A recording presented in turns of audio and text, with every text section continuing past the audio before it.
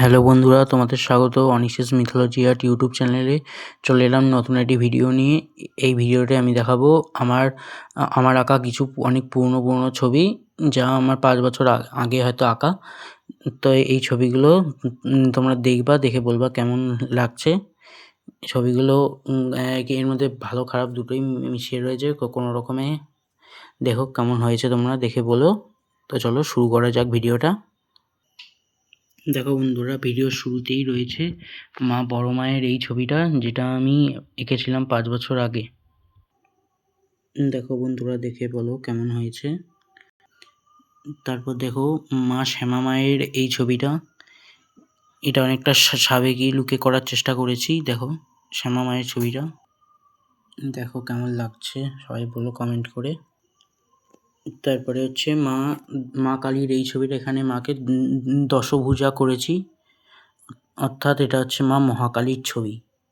দেখো কেমন লাগছে। দেখো বন্ধুরা, এটা হচ্ছে মা শ্যামা মায়ের একটি মমতাময়ী রূপ, অনেক পুরনো সময় আঁকা।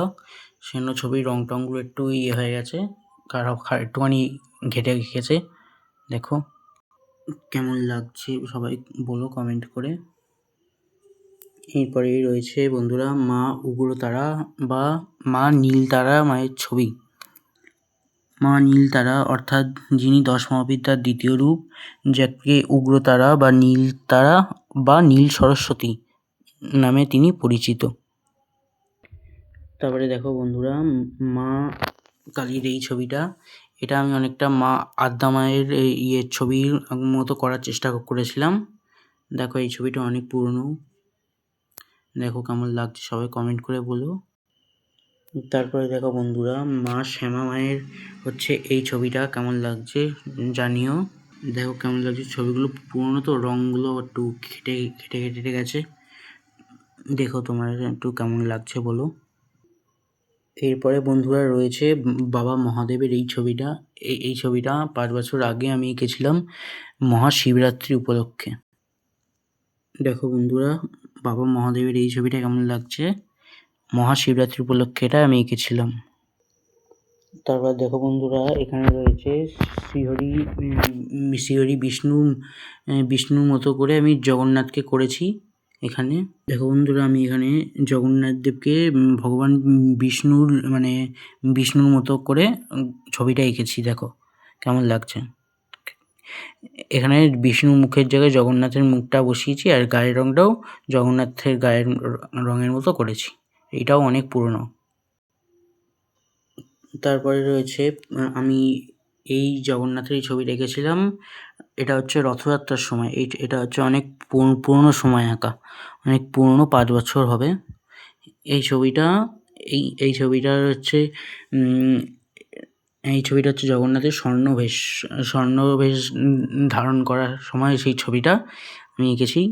ছবিটা একটু রং টংগুলো একটু উঠে যাওয়ার মতো। দেখো তারপরে রয়েছে মা সুভদ্রা মায়ের ছবি, এইটা দেখো কেমন লাগছে জানিও। তারপর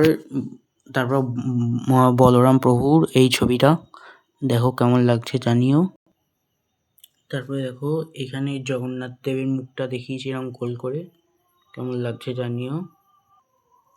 তারপরে দেখো এইখানে জগন্নাথ, বলরাম ও সুভদ্রা 3 জনকে এখানে দেখিয়েছি, দেখো একে। এটাও পুরনো ছবি অনেক। তারপর দেখো বন্ধুরা, এখানে শ্রীকৃষ্ণর মতো একজন তার ছেলে গাছের তলায় বসে বাঁশি বাজানোর এরম একটা সিনারি আমি এঁকেছি, কেমন হয়েছে জানিও। তারপরে রয়েছে এখানে শ্রীহরি বিষ্ণু ছবি, এটাও আমার পুরনো সময় আঁকা। দেখতে পাচ্ছ মুখ টুকগুলো অতটা খুব একটা ভালো হয়নি, দেখো জানিও। তারপরে এই যে জগন্নাথ, বলরাম, সুভদ্রার এটা আরেকটা ছবি, দেখো কেমন লাগছে এটা। দেখো এই যে জগন্নাথ দেব, এটা মা সুভদ্রা, আর এটা বলরাম প্রভু, দেখো। আর এইটা হচ্ছে এক চালায় মা দুর্গার সম্পূর্ণ পরিবার, দেখো। তো গাইজ এই ভিডিওটা এই পর্যন্তই, এর নেক্সট পার্ট খুব তাড়াতাড়ি আসছে। তো সবাই চ্যানেলটা সাবস্ক্রাইব করে রেখো বাকি ড্রয়িংগুলো দেখার জন্য।